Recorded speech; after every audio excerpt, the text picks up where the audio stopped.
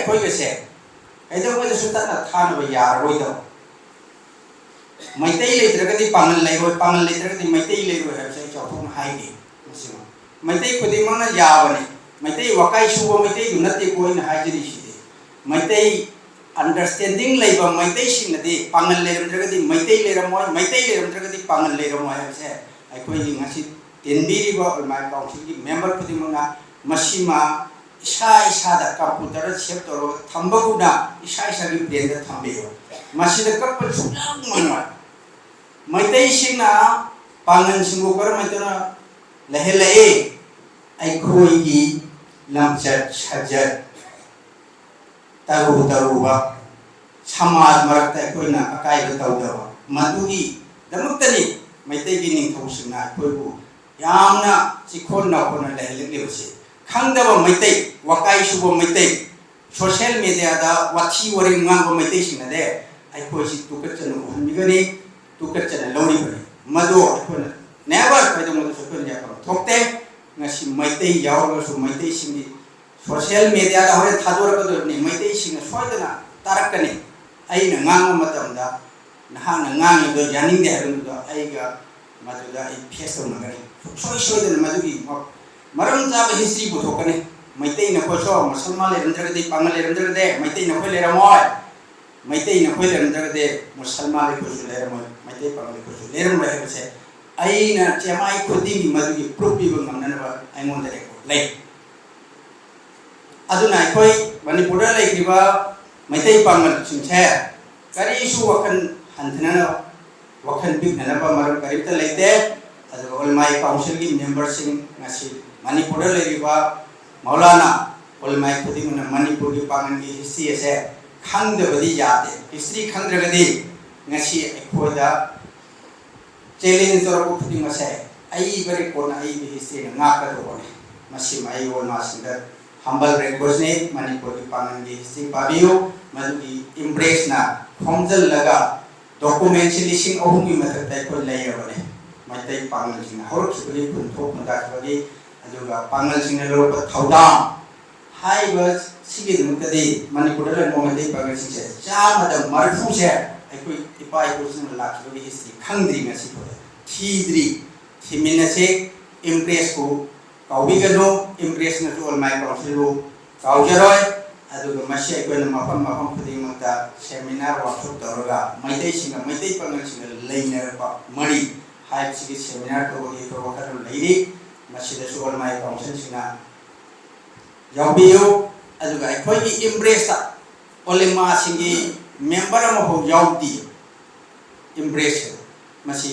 Member यावबियो है I request ने करीनो है मतंदा ओलेमा सिंगा ngang मतंदा दी आम उमी कोना काइदो में सु मखोई मतकता लेबे जाते लेसु लेफम थोकते लागे सुना नाइबर सोलुला ने हाइबीदी बने मखोई वहाई दुने 100 ता 100 कक को यादरी बस अखोई आम उमी ना ngang मतंदा दी कखिबगी मदु नाथैदे चखिबगी लंबी मले ओलेमा सिंगा ngang मतंदा दी ओलेमा सिंगा हाइबदो मदुदगी नाथै बसे काइदो में सु यारबदबने कुरान तमी करने हदीस हाई कर बिस्मिल्लाहिर्रहमानिर्रहीम कोई भी ngasi ऑल मणिपुर ऑलमाई काउंसिल हम अतीन बो हिदा अमुक अन खंगरिबा साई प्रोग्राम से डॉक्यूमेंट दा याम तेन हाइयो न तापी से मतुनि नै टेंशन जदम बागे ngasi की दाइज दा लेते मबिबा ऑल मणिपुर ऑलमाई काउंसिल की एडवाइजरी मेंबर्स जनरल सेक्रेटरी हमदे एग्जीक्यूटिव मेंबर्स खुदिमा आई कार्यक्रम को चरी तो ngasi की लेबिरबिबा सिंगरो फंक्शन असिदा इनबी रोड माय ग्रांड खुदिमा को सोइना सलाम तो जरी वही सी तेन नाम जे अखोई अहान बा सही मको फरबगी फंक्शन नि आबसी बैकड्रॉप दे बसना नेका ताई हाई बोल माय काउंसिल असी 24 जुलाई 2025 जली खलगा गसिना सही मको फावदी नो अदो अदुगा बैकड्रॉप असिदे ई बसना सु यामना तसेगा अखोया unity and the understanding hybrid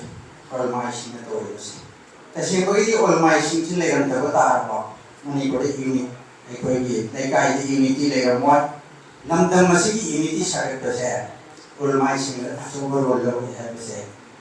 hay bada hay man batok trabaho like iti hatta batok ko mataro ko matamda santay na bali trabaho ko di maksi ay ko olmaising na lawir pa ay ko mani ko da लाखिबा कोई मुसलमान हां the मुसलमान है खंगरे मतंग दे कोई मेते पांगल मेते पांगल है ना लाई अदु मसी चाही चामरी के कुंसो तवनी माने कोडा ले कोई मेते पांगल है ना खंगो आइडेंटिटी सी मेते पांगल है का खंगो मुसलमान दगी पांगल दगी मेते पांगल है कोई से आहान बदो कोलिमा से single ulama layer बनते 1906 साबियत हो गया ulama हिरो फंडर हिस्ट्री ने साखी भी मसे ऐकोई की मोलू भी तब बचत पा मतलब कुरान से आहान दा लाखी ही पाई कुछ में कुरान से पूरा किताबा अदु मनी को इनिंग तो खागे बता कुरान से लो बचत किया है मतलब तो बा ना कोई मुसलमान सिंह चीन की देगी तो बचत पे आ गया अथी में कुरान लेयर बनते ulama लेयर बनते ngasidi yumthong khudingi olma le olma gi council ni ni khali che adu ngasi manipur da shanti borli base se so nate aso ko rol lo bidi ikuna masak khang de nan hande gi tum duna lai ro olma singna unity understanding por bada so rol lo ya sidi olma sing lo bana se ai isha go morning masi 100 chome hai Pundok dari ngasih sahabat. Oleh malai dalam terkati ngasih ke dharma sisu. Dalam noi oleh malai berlagi ngasih manipura Islam dharma se nong gi aran bathawa misakuna lagi bani afwal lambi de satpa ngamli bani asum lambi de ko thongda ngamli bani habse masi tasingna kakko jar roi ba asum laba olma sin laba thongda ngamli habse koi Manipur le ro musalman khudi makki khangjan da bajadra khang da bajadra wa pham ni masi ai tasena ai wa tar gari aduga ai ko ni unity am sum understanding asi mapum han sagat ke ha tar gari ai ko ni iba ai bu sin la so history se khang da ba ya ho history khang da gari unity khangwan aduga understanding su leiba ngamwa ahan da dai koi musalman lo na lakhiba pangal la rakhiba mite pangal ko ko dingum china ai koi karam mane lakhi ai koi karam hidar mani ko se sadar toki ai koi ning thau singdu ai koi karam mane le min rakhi ha bi history se me la na thiba ma thu tai pa ba ma thu tai khang ba ma thu tai madu gi de magni masi koi gi olmai council gi koi president na embrace ki president na ai bu barton do biri se embrace basi atai pe sunate ai ki manipur da lakhiba maitai pangal ajo ji maitai pangal khangni ba ko se karam maina lakhi karam maina phunto ki phunda ki manipur da lainga ka dai ko karam maina thuda lo ki hai bi history ki macha ado koina chemai ma bo ba tan manipur ki maitai pangal sing khang da ba ya da ba du ma bi pai ku sing puari ki history sing ado madu khomjal laga thamba organization namani ko si khomjal embrace hai se embrace si tasengna asan bo khom da in hayo ha ta gidi exploration of maitai pangal background research and cultural exchange hai masi maitai ga koi ga se ai da ko su ta na thana ba yar roi da maitai le tra gidi pangal le tra gidi maitai le roi ha se chawthong hai gi masi maitai khudi mana ya bane Maitai wakai suwa maitai du nate ko in hajiri sidi maitai understanding leiba maitai sing nade pangal leram dragadi maitai leram dragadi pangal leram wa se ai koi ngasi tenbiri ba my council ki member khudi manga masima isa da computer chep toro thamba guda isa gi brain da thambe yo masida kapal sudang manwa maitai sing na pangan singo kar maitana lehe ai koi gi lamchat sajat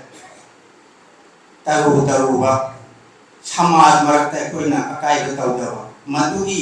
दमक्तनी मैतैगी निंथौसिंगना अखोइबु यामना चिखोन नाखोना लहलेबसे खंगदबा Meitei Waqai सुबो Meitei social media दा वाथी वरि ngang Meitei सिंगना दे अखोइसि तुकचन उहनबिगनी तुकचन लौरिबनी मदो अखोना नेवर पैदमो सुखन या थोकते ngasi Meitei यावगसु Meitei सिंगी social media दा होरे थादोरगदोनि मैतै सिंग सोयदना तारकनी अइना ngang मतमदा नहाना ngang दो यानिंग दे हरंदो अइगा मदुदा अइ फेस तौनगनी सोय सोयदना मदुगी मरम जाब हिस्ट्री पुथोकनी मैतै न खोसो मुसलमान लेरंद्रगदे पांगल लेरंद्रगदे मैतै न खोय लेरमोय मैतै न खोय लेरंद्रगदे मुसलमान ले खोसो लेरमोय मैतै पांगल खोसो लेरमोय हेबसे अइना चेमाई खुदिंगी मदुगी प्रूफ पीबो ngamnanaba aingonda ले अदुना अखोय मणिपुरदा लेखिबा मैतै पांगल सिंसे करीसु वखन हंथनना वखन पिकननबा मरम करीबता लेते अदुगा ओलमाई काउंसिल की मेंबर सिंग ngasi मणिपुरदा लेरिबा मौलाना ओलमाई खुदिंगना मणिपुर की पांगल की हिस्ट्री से खंगदबदी याते हिस्ट्री खंगद्रगदी ngasi अखोयदा चैलेंज तौर खुदिंग से आई बरे कोना आई हिस्ट्री ngaka दोने मसी माई ओलमा सिंग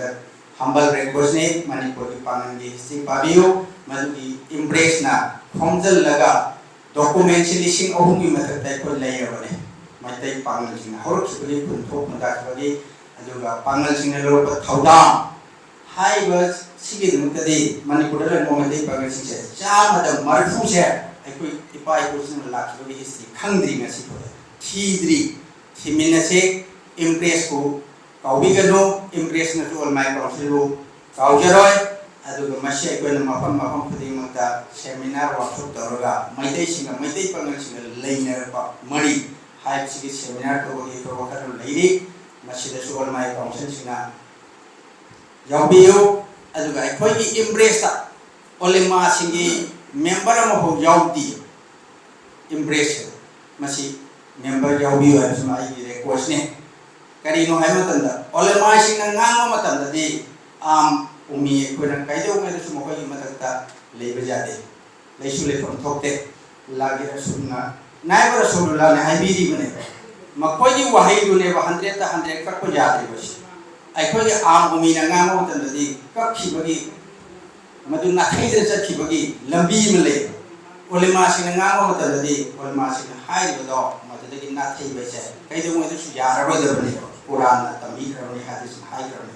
मसे इन याम नादों दा फिर लुदाई स्कॉलर नते अदों दा एक्शन जरूर है होजिकी ओलमा सिंचना लोगदब रोल से यूनिटी एंड अंडरस्टैंडिंग है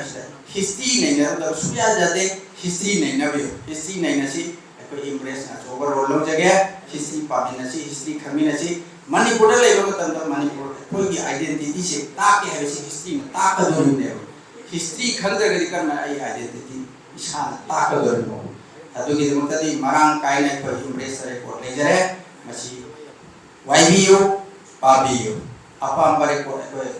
वाइब द पीरी बने होकी स्कॉलर कया मुस्लिम मैतै पांगल सिंगी इचन सिंगना इचा सिंगना इनाउ सिंगना मफै मफैगी पीएचडी तोबा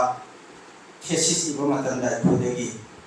हाई रिपोर्ट सिंग से वाइर के कोई मणिपुर हिस्ट्री से मरम चार इन इरी बने मधुगी दमतनी इम्प्रेशन ना कोई मौलाना तावा मान मिंग लबु तारे मान नसी प्रेसिडेंट इम्प्रेशन है वो बात तोरगा वा मांगुली मतम सितम बिबी बसे और माय काउंसिल होना थगे जरी मतम की फैक्टर लेबनिना मतुम कयादा बाटोन तोबिरो सर जा जगे इम्प्रेस की मेंबर्स से इम्प्रेस की मेंबर्स को था का मंगा को लेबने मधु भाई अलग की कितम थियो मदना लोन सर जाबो मथिरे मधु की कुछ ना पियो मतंग से टेंशन देगे अमुक हन सलाम तो सलाम